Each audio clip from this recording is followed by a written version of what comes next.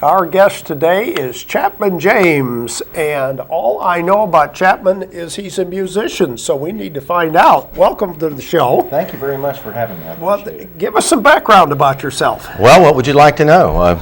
I was born an Army brat in Germany. We settled in Birmingham about the time I was 9, 10 years old, and I've been in and out of Alabama for the last 30, 35 years. Live in Madison right now, and I do daytime work for a little company called Boeing Incorporated. A little company. Yeah, and that's how we make our bill payments. Okay. And I moonlight as a folk singer. All right. I was recently voted the best folk singer in Huntsville per Valley Planet. Okay. Awesome. Yeah, all 10 people voted for me. So.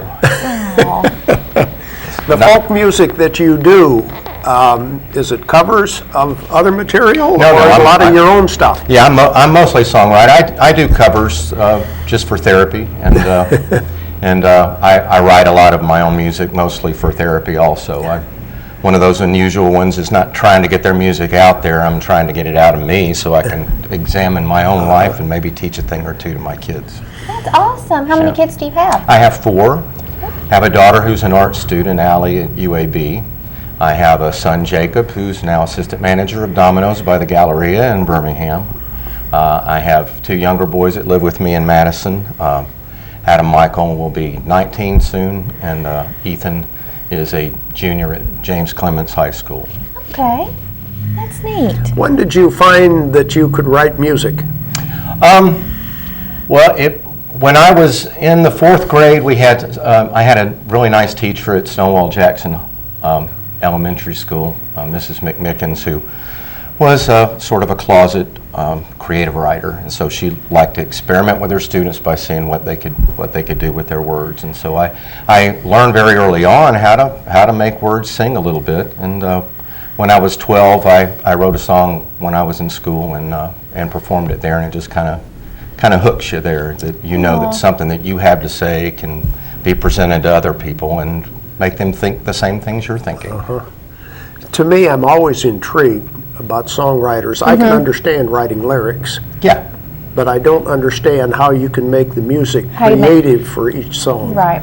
Well, you know, songwriting goes way back to biblical times, not just the Songs of Solomon, but almost the entire Old Testament was really written in verse, and a lot of times it was sung.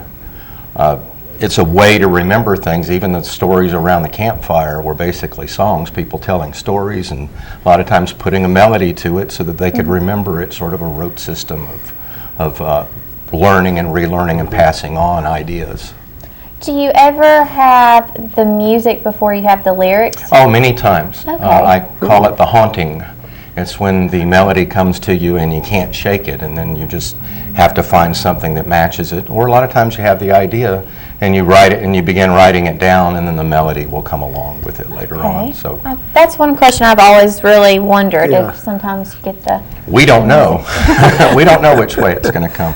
And some songs, of course, will take 15 minutes to write, and some will take 30 to 40 years to finish up, depending on their experiences.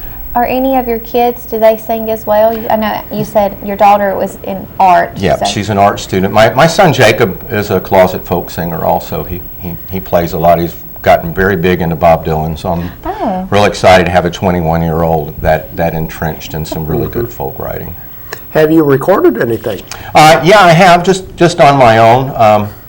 I have 2 albums on CD Baby online. You can just go to CD Baby and look up Chapman James, one word, and you'll find my albums. One of them is a live performance that I did at the BBC at Jim Parker Songwriter Series, and it's called Live at the Von Braun Center. And the second one is called A Presentialist Prime, nice big word that simply means be in the now, and it's just a compilation of basically demos that I mastered and put up there. But as far as recording in a studio, I haven't been in a studio since 1989, I guess. Now that computers are out, basically you can do the cable things. Everything can be done on a computer. You can get your ideas down and organized, and then go on to something else. Do you get the feeling sometimes that you're never completely finished with a song? Oh, absolutely, yeah. You get several that are still in the closet, and you need to bring them out in the living room and finish them out. And some of them just don't seem to have that finish you want, or they don't have that middle that you Yeah. really like. And I'm try to be sure that when I'm performing one that I feel like I'm finished with it. I'm not one of those that'll say, oh, yeah, here's one I'm working on, here you go, and do a piece of it and then say, okay, ideas. I don't usually do it that way, and I rarely write with people very often.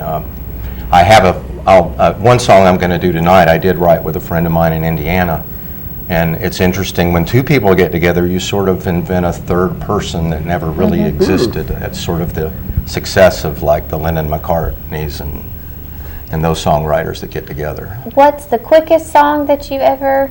Oh, that's a good question. Probably when I was in college, I was having trouble with calculus, and I could not get the concepts down, and I was playing with some gummy bears, and I wrote a little 15-minute number about calculus and gummy bears to help me get through a test, and it worked. So I was just sitting there humming my song while I was taking the test. I don't do that one very often anymore. I try to forget calculus. What are you going to do for us today? Well, I have a couple of numbers. One that I wrote about our home state called Rest Your Soul in Alabama. In that I've been in and out of Alabama so many years. I've lived in Utah, I've lived in Indiana, I've lived in Mississippi, I've lived in South America. And coming back, I always end up coming home.